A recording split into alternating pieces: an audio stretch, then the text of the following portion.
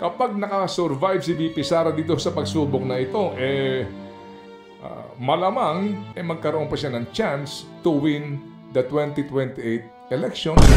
So dito po sa impeachment ni VP Sara, kung hindi nila mapagtatagumpayan ito, opo, malamang makasurvive dito si VP Sara kung ang adhikain nila lumpuhin siya at mawalan na po siya ng saysay para sa 2028 elections, baka hindi po ganun ang mangyari dyan.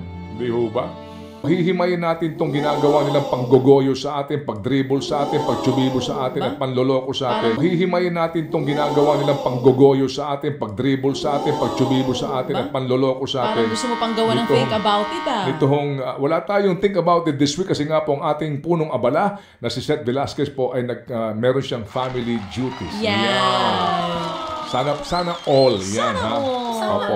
Opo, ito ho yung anak na talaga naman sabi ko sa kanya, I'm so proud of you. May nagsabi, di ba, na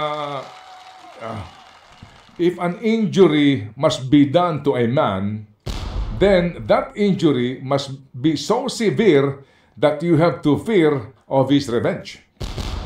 Kumbaga, kapag daw meron kang gustong pataubin, gusto mong patumbahin, gusto mong talunin, sa ganito pong usapin, ito ho kasi physical, sinasabi niya rito Pero basically, kapag meron kang gustong kalabanin, yung kalaban mo na yan, kapag yan sinaktan mo, siguraduhin mong malulumpo yan. At hindi na makakatindig yan. Dahil pag nakatindig yan, abangan mo ang buwelta niya. Abangan mo ang revenge niya. Sa politika, ganyan din po. Okay? Tandaan natin na ngayon po ay 2025 na. Alright? Ito pong SONA ni Pangulong Marcos Jr. sa July 28 pa, 4th Monday of July yan. July 28 pa.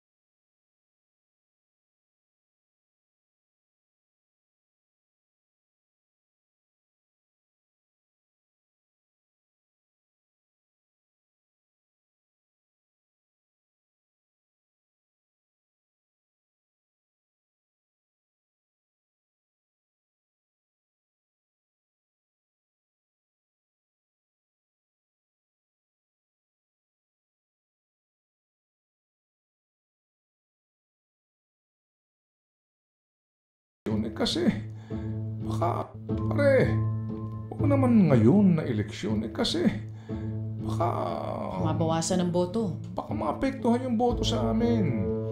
Lalo na kapag humantong tayo sa desisyonan dito bago mag-eleksyon, yung Mindanao votes, yung mga boto rin ng kontra kay Sara.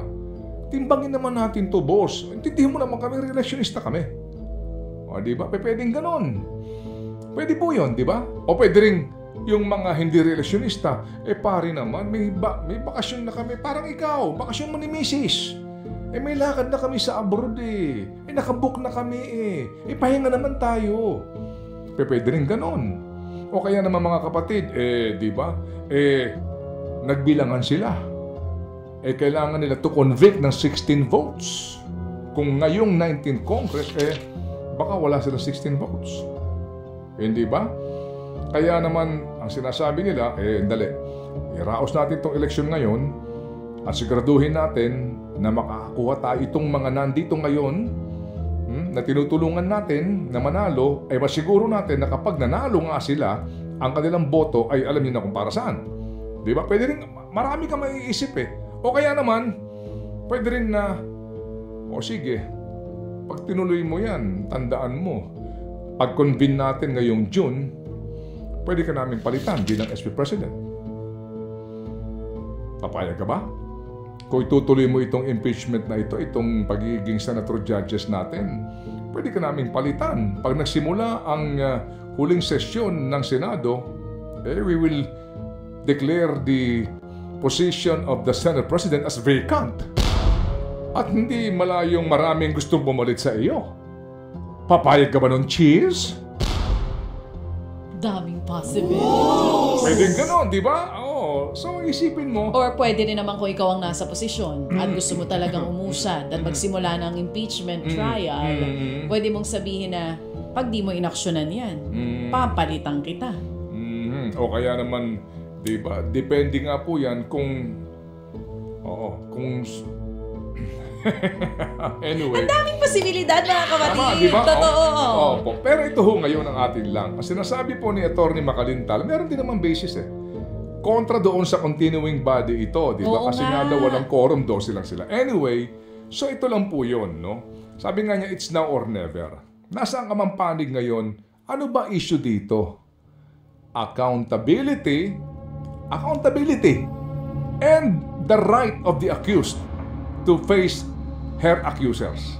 Yun po yan Hindi ba? Bakit pinatatagal nyo pa? Hindi po ba? Dahil kung babalikan ko yung mga binanggit ko na mga posibleng kadahilanan, lahat yon vested interest. Lahat yon personal interest. Lahat yon survival. Lahat yon to win. Lahat yon to get power and money. Hindi po ba? Wala na po yung kahulugan ng ating saligang batas. Yung pong responsibilidad ng lower house, sabihin mo na, questionin mo na sila doon sa puntong yon, pero yung po ay nandidiyan na. So ano ang disposisyon ng Senado forthwith? Bakit nila pinatatagal pa? So yun nga po yung aking mga binanggit na mga posibilidad.